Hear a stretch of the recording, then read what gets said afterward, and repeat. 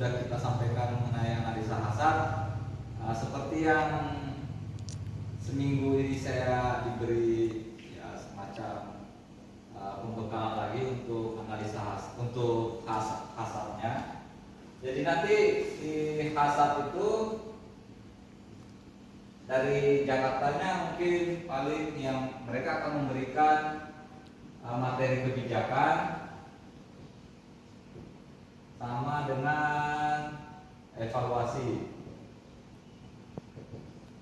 Jadi selebihnya materi tentang hasar itu baik itu persyaratan dasar, kemudian kemunduran mutu dan pengembangan hasar nanti akan diberikan oleh guru-guru pengolahan yang sudah kemarin di training TOT.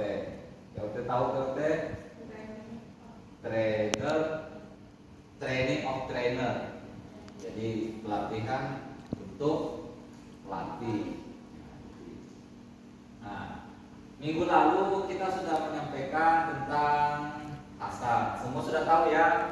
Jadi di hasar itu kemarin sudah disampaikan bahwa kelompok hasar itu sekarang tinggal mengacunya adalah ke food safety.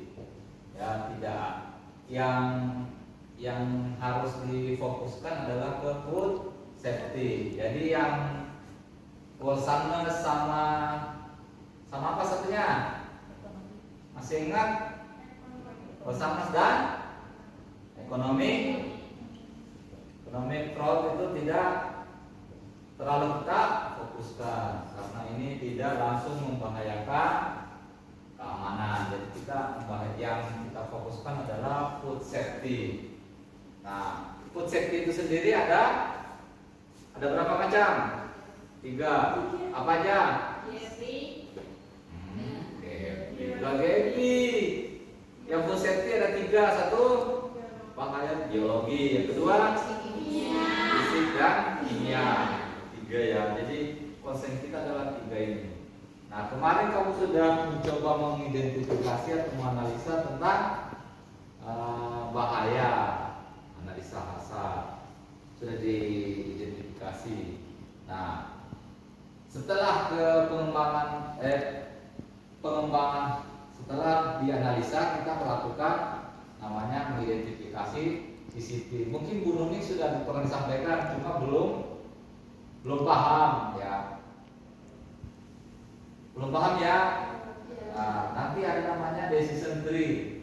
Ini yang disebut decision tree, ada 4 namanya CCTV. Jadi CCTV nanti itu adalah tahap atau proses di mana titik kritis harus dikontrol, dicegah, diminimalisir, apalagi dikendalikan. Nah, itu namanya CCTV. Nah, ini ada 4 pertanyaan yang harus kamu pahami. Contohnya, histamin itu biasanya timbul di mana? Tahap mana? Histamin kira-kira kalau pengolahan tuna, histamin itu biasanya timbulnya di tahap mana? Tahap ini berbicara tahap penerimaan bahan baku. Di tahap penerimaan bahan baku, di situ biasanya kita harus fokus tentang histamin. Nah, kita masukin ke pertanyaan pertama. Apakah ada tindakan pencegahan pada tahap penerimaan bahan baku untuk mencegah histamin? Ada nggak kira-kira? Ada. Di tahap penerimaan ya, tahap penerimaan, tahap reseptif, atau tahap penerimaan. Ada nggak tahap? Ada yang gila-gila, ada nggak? Karena belum tahu ya. Di tahap penerimaan itu ada tindakan untuk mencegah. Itu histamin itu timbul dengan cara pengeksan. Itu namanya tindakan ya. Karena untuk mencegah ya harus di suhunya ikan tuna itu adalah harus dingin, harus minimal 4,4 derajat Celcius. suhunya ikan. Oke? Sampai ini jelas? Nah, jadi kalau kita jawab ya, berarti lanjut ke pertanyaan kedua.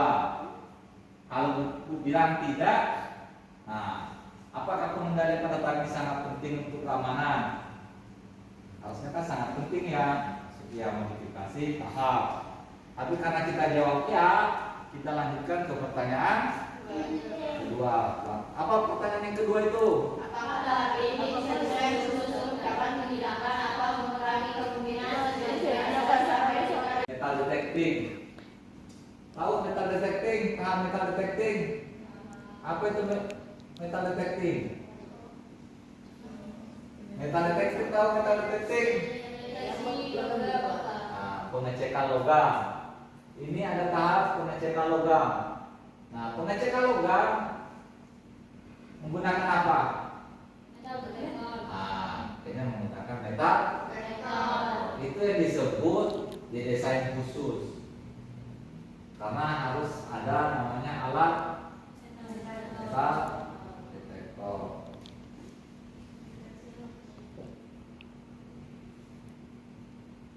Sampai di sini jelas? Jelas. Sedikit jelas. Sedikit jelas? Mudah-mudahan jelas ya. Amin. Kita rancang khusus, ya nggak apa-apa. Kita jawab ya. Berarti itu CCP. Kalau sudah CCP, tidak usah dilanjutkan ke pertanyaan selanjutnya. Sampai di sini paham? Contohnya tadi metal detektor. Nah, metal detektor itu kan kalau kita masukin pertanyaan pertama, apakah ada tindakan pencegahan pada tahap ini? Kalau metal detektor kita kembali ke logam. Sekarang coba berbicara tentang logam. Logam, tahu logam ya?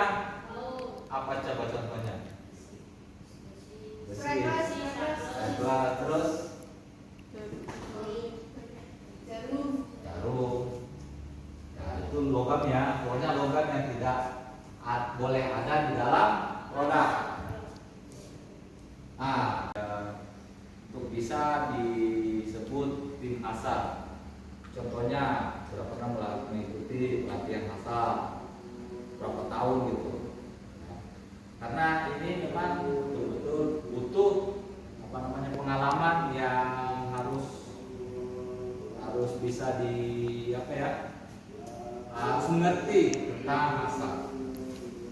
Ya, kalau cuma baru pertama kali ikut asal, ya masih belum.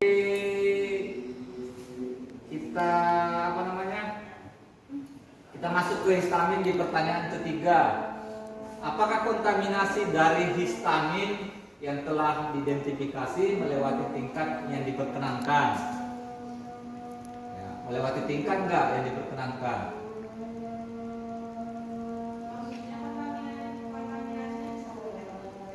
Nah, maksudnya histamin ini bisa meningkat enggak kira-kira?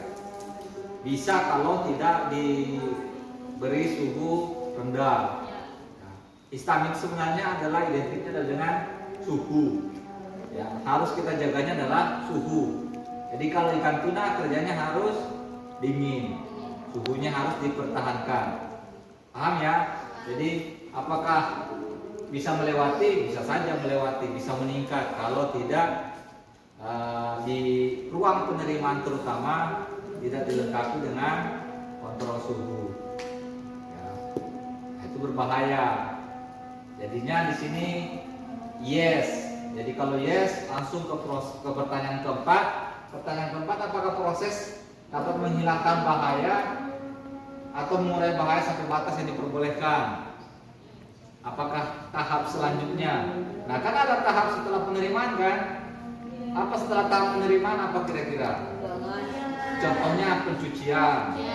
Ya, pencucian di air dingin. Ataupun perendaman dalam air dingin, ataupun disimpan dulu di dalam air dingin. Ya kan ada bak tuh, bak es, air es. Nah, setelah penerimaan masuklah ke situ. Nah, itulah tahap yang bisa mencegah. Tuh. Bahwa atau apakah kalau bisa, kalau tidak ada tahap selanjutnya yang bisa mencegah, berarti dia masuk ke tidak jawabannya. Jadi kita melihat situasi dan kondisi yang ada di unit pengolahan kita. Paham sampai di sini? Untuk contoh kamu nanti mengidentifikasi CV. Oh seperti ini, saya lihatlah. Makanya nanti kamu kalau sertifikasi yang sebelum-sebelumnya itu ada kunjungan